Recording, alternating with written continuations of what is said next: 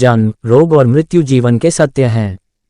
राजकुमार सिद्धार्थ ने उन सत्यों का जब साक्षात्कार किया और उसके मर्म को समझा तो उसी दिन गृहस्थ जीवन का परित्याग कर वे संन्यास मार्ग को उन्मुख हो गए। वह दिन आषाढ़ पूर्णिमा का था। मध्य रात्रि बेला थी। भोग विलास के माहौल में उनके निकट ही एक सुंदरी बड़े ही भोंदे तरीके से सोई पड़ी थी।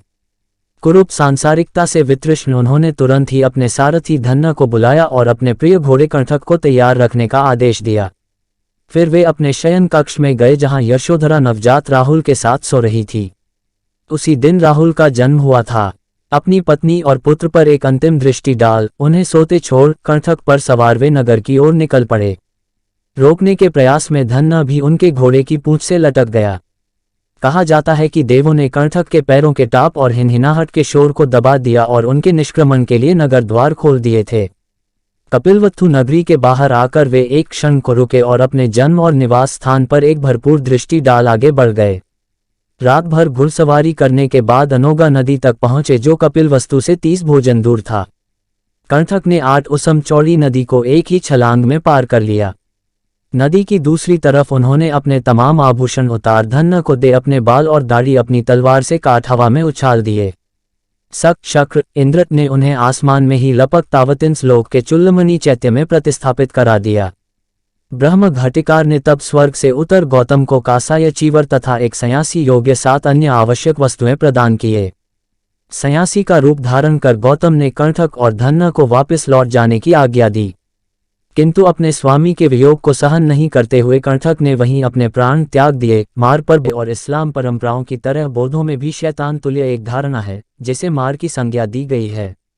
मार को नमुची के नाम से भी जाना जाता है क्योंकि नमुचीति मारो अर्थात जिससे कोई नहीं बच सकता वह मार है। कहा जाता है कि कंठक पर सवार गौतम जब अपने महानिष्क्रमण काल में अर्थात जब गृहस्थ जीवन त्याग कर नगर द्वार पर पहुंचे तो मार ने उनके समक्ष प्रकट हो उन्हें 7 दिनों के अंदर ही चक्रवर्ती सम्राट बनाने का प्रलोभन दे डाला था।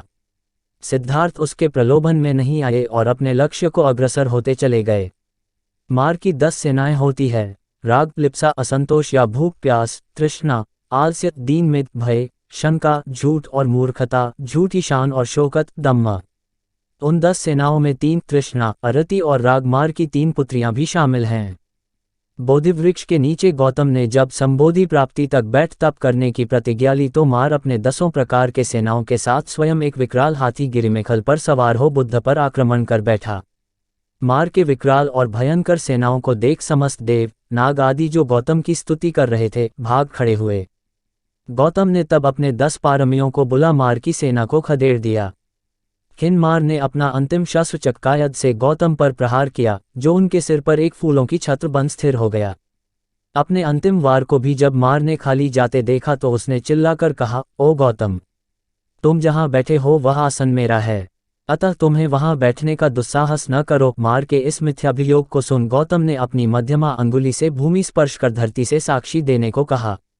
धरती ने तब भयंकर गर्जन के साथ बुद्ध के वहां बैठे रहने की साक्षी दी जिससे मार की हार पूर्णतया सत्यापित हो गई और अंत में गौतम संबोधि प्राप्त कर बुद्ध बने।